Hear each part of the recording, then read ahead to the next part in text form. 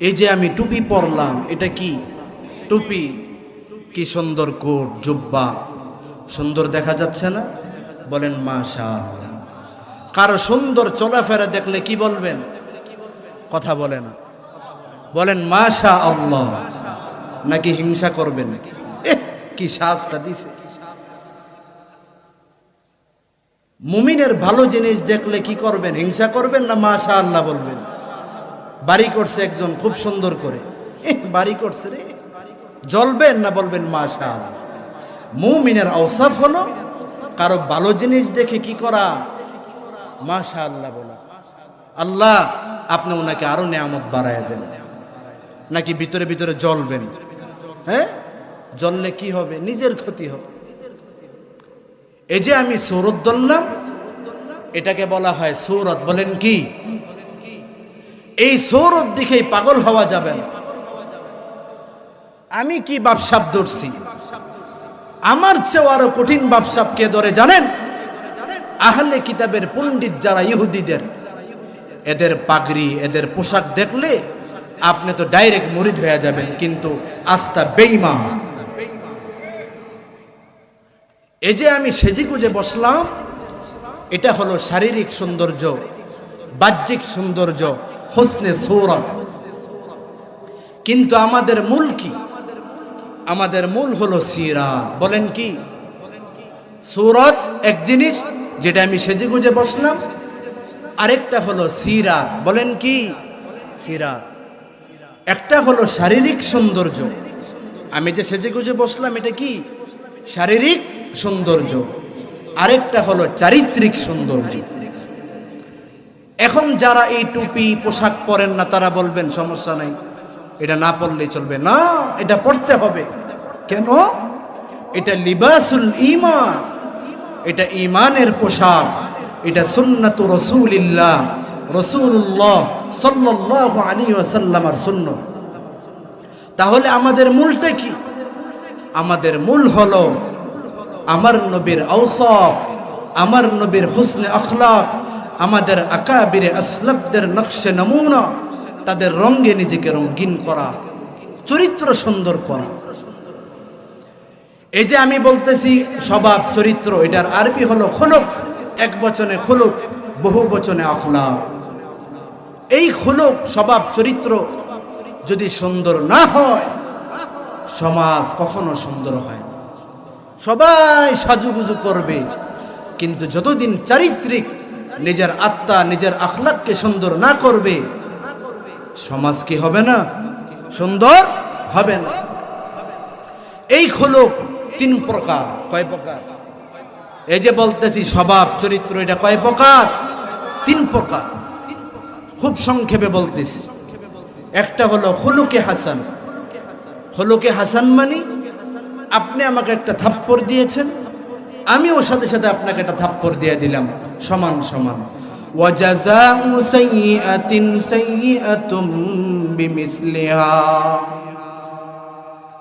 আরেকটা হলো খুলুকে কারীম। খুলুকে কারীম মানে আপনাকে যদি কেউ কষ্ট দেয়, আপনি কেবল মাফ করে দিলেন। আর আমার আপনার নবীকে যে আল্লাহ তাআলা খুলুকে আযীম দিয়েছেন, আল্লাহ বলেন ওয়া ইন্নাকা লাআলা খুলুকিন আযীম। ওগো নবী, আপনি তো সুমহান চরিত্রের অধিকারী। খুলুকে আযীম মানে কি? আমাদের মাদারেসে কওমিয়ার মধ্যে গুরুত্বপূর্ণ একটি কিতাব পড়ানো হয়, নূরুল আনওয়ার।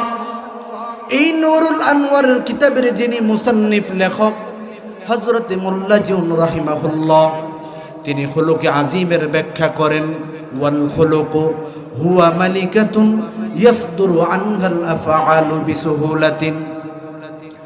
নূরুল আনওয়ারের লেখক তিনি খুলুকে আযীমের অনেকগুলো ব্যাখ্যা পেশ করেন। এখান থেকে সবচেয়ে সুন্দর ব্যাখ্যাটা শুনিয়ে দেই।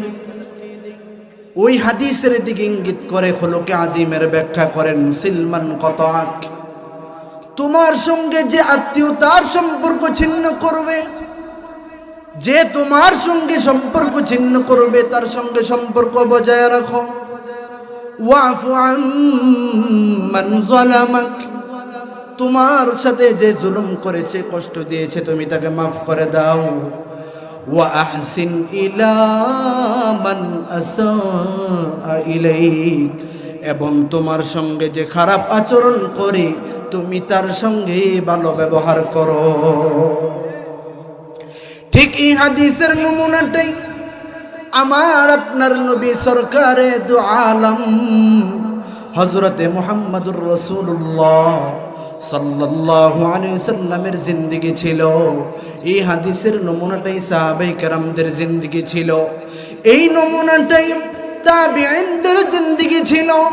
বিখ্যাত তাবিঈ হযরতে হাসান বসরি রাহমাতুল্লাহি আলাইহি, তাকে একজন গিয়ে বলে, ও হাসান বসরি, অমুক জায়গায় একজন আপনার নামে পিছনে পিছনে গীবত শিকায়াত করে। গীবত বুঝেন?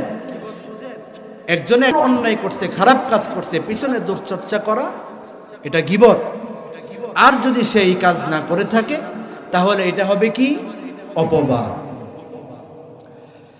হাসান আল বসরি রাহমাতুল্লাহি আলাইহি গিয়ে বলে, ও হাসান বসরি, অমুক জায়গায় একজন আপনার নামে গীবত শিকায়াত করে, ছিদ্রান্বেষণ করে, পিছনে পিছনে ক্ষতি সাধনের চেষ্টা করে। হযরতে হাসান আল বসরি রাহিমাহুল্লাহ ওই ভাইকে বললেন, তাড়াতাড়ি বাজারে যাও। হাসান বসরির খাদেমকে নির্দেশ করলেন, বাজারে গিয়ে খুঁজো সবচেয়ে দামি খেজুর কোনটা, খুঁজে বের করে নিয়ে আসো। হাসান আল বসরির নির্দেশে বাজার থেকে সবচেয়ে দামি খেজুর ক্রয় করে নিয়ে আসার পর হাসান আল বসরি বলে, সুন্দর করে সাজায়া যে ব্যক্তি আমার নামে গীবত শিকায়াত করে তার বাড়িতেই হাদিয়া পৌঁছে দাও। এবার চিন্তা করেন, আমি আপনি হইলে এখানে কি করতাম? ভাই, অমুক জায়গায় একজন আপনার নামে এত গীবত শিকায়াত করে, এত ক্ষতি সাধনের চেষ্টা করে, জানেন কি করতাম? আর হাসান বসরি হোসনে আখলাকের কি জবাব দিলেন? সুবহানাল্লাহ বলবেন না? এটাই ছিল সাহাবায়ে কেরাম তাবিঈনদের হোসনে আখলাকের নমুনা।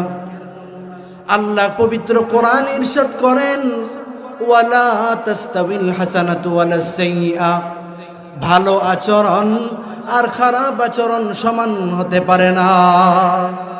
ভালো আচরণ আর খারাপ আচরণ সমান হতে পারে?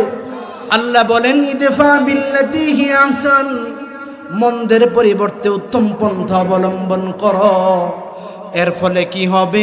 ফাইদাল্লাযী বাইনাকা ওয়া বাইনাহু আদাওয়া, তোমার মাঝে এবং তার মাঝে যে আদাওয়াত, শত্রুতা রয়েছে, এই মন্দের পরিবর্তে উত্তম পন্থা অবলম্বন করার কারণে সেই শত্রু একদিন তোমার সহনশীল বন্ধুতে পরিণত হয়ে যাবে।